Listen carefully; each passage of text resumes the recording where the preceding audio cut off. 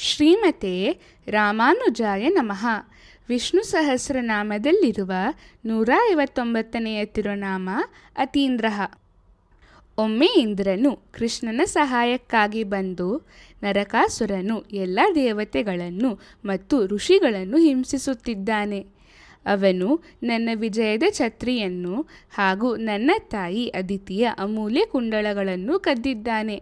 ದಯವಿಟ್ಟು ಅವನನ್ನು ಸಂಹರಿಸಿ ನಮ್ಮನ್ನು ರಕ್ಷಿಸಿ ಎಂದು ಬೇಡಿಕೊಂಡನು.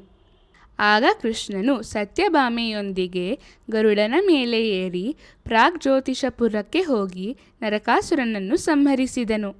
ನಂತರ ಇಂದ್ರನ ವಿಜಯದ ಛತ್ರಿಯನ್ನು ಹಾಗೂ ಅವನ ತಾಯಿ ಅದಿತಿಯ ಕುಂಡಲಗಳನ್ನು ಮರಳಿ ಪಡೆದು ದೇವಲೋಕಕ್ಕೆ ತೆರಳಿ ಇಂದ್ರನಿಗೆ ಹಿಂತಿರುಗಿಸಿ ಕೊಟ್ಟನು.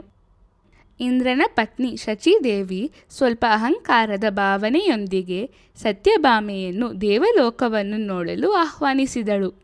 ಅವರು ಉದ್ಯಾನಗಳಲ್ಲಿ ಸಂಚರಿಸುತ್ತಿದ್ದಾಗ ಅತ್ಯಂತ ಸುಗಂಧಭರಿತ ಹೂಗಳಿಂದ ತುಂಬಿದ್ದ ಒಂದು ಮರ ಸತ್ಯಭಾಮೆಯ ಮನಸೆಳೆಯಿತು.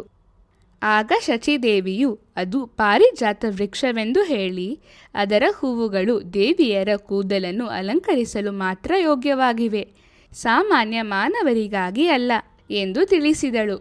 ಸತ್ಯಭಾಮೆ ಅದಕ್ಕೆ ಯಾವುದೇ ಪ್ರತಿಕ್ರಿಯೆ ನೀಡಲಿಲ್ಲ.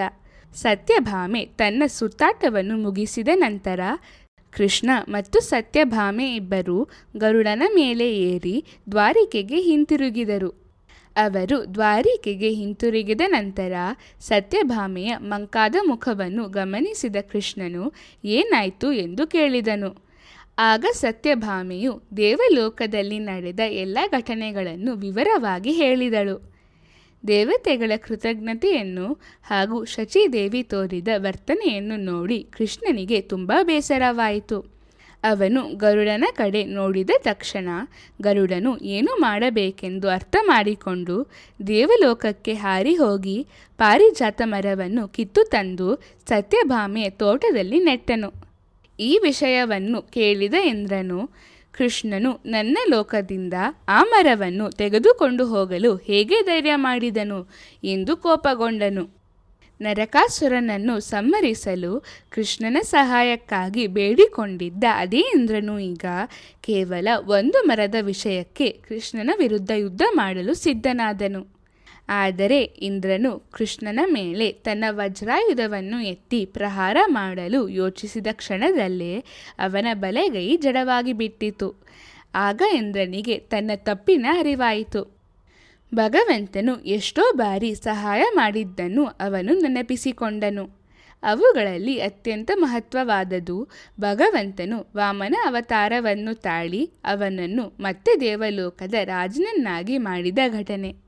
ಕೃಷ್ಣನು ಮಾಡಿದ ಉಪಕಾರವನ್ನು ಮರೆತಿದ್ದಕ್ಕೆ ಇಂದ್ರನಿಗೆ ನಾಚಿಕೆಯಾಯಿತು. ತನ್ನ ವರ್ತನೆಗಾಗಿ ಪಶ್ಚಾತ್ತಾಪ ಪಟ್ಟನು.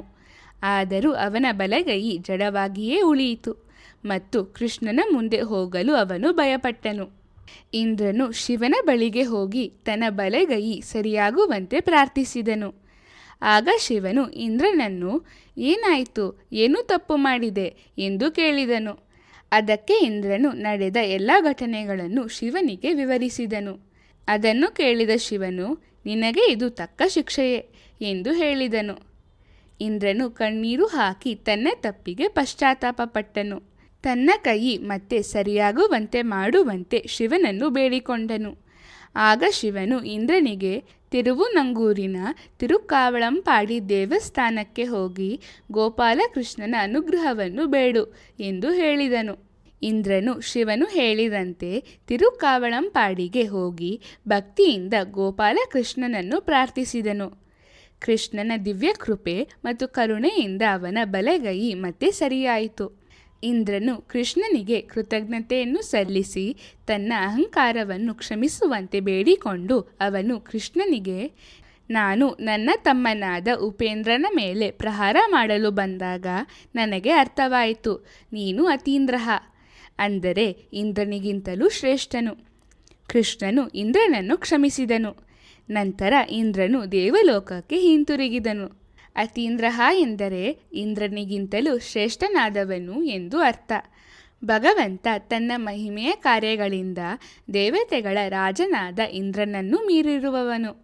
ನಾವು ಪ್ರತಿದಿನ ಅತೀಂದ್ರಾಯ ನಮಃ ಎಂದು ಜಪಿಸಿದರೆ ಭಗವಂತ ನಮ್ಮ ಜೀವನದಲ್ಲಿ ಉತ್ತಮ ಸ್ಥಾನಮಾನ ಮತ್ತು ಯಶಸ್ಸನ್ನು ಅನುಗ್ರಹಿಸುತ್ತಾನೆ.